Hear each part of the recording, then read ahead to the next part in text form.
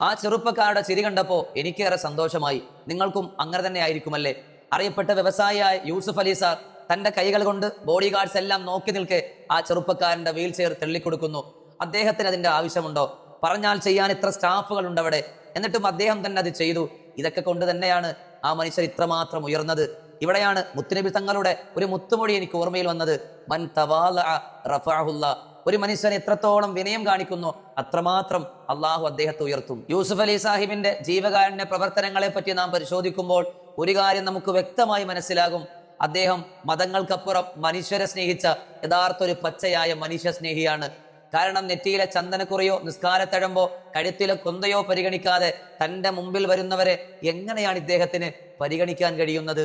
ഇവിടെയാണ് പരിശുദ്ധ ഖുർആനിലെ സൂറത്തുൽ ദുഹ എന്ന അധ്യായത്തിലെ 10-ാമത്തെ ആയത്ത് നമ്മൾ ഓർമ്മപ്പെടുത്തുന്നു. നിന്റെ മുമ്പിൽ ചോദിച്ചു വരുന്നവരെ, നിന്റെ മുമ്പിൽ യാചിച്ചു വരുന്നവരെ, പ്രയാസങ്ങളുടെ ഭാണ്ഡവും പേറി നിന്റെ മുമ്പിൽ ഒരു ആശ്വാസത്തിന് വേണ്ടി കടന്നു വരുന്നവരെ ഫലാ തൻഹർ, നീ ആട്ടി ഓടിക്കരുത്. അത് മുസ്ലിമിനെ മാത്രമെന്ന് പഠിപ്പിച്ചില്ല.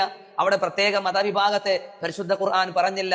ഫലാ തൻഹർ, അത് ആരാണെങ്കിലും നീ അവരെ ആട്ടി ഓടിക്കരുത്.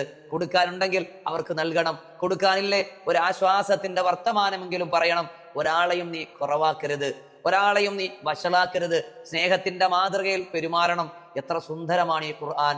ഇതാണ് ഏറ്റവും നല്ല മാതൃക, ഏറ്റവും നല്ല മാനവികതയും.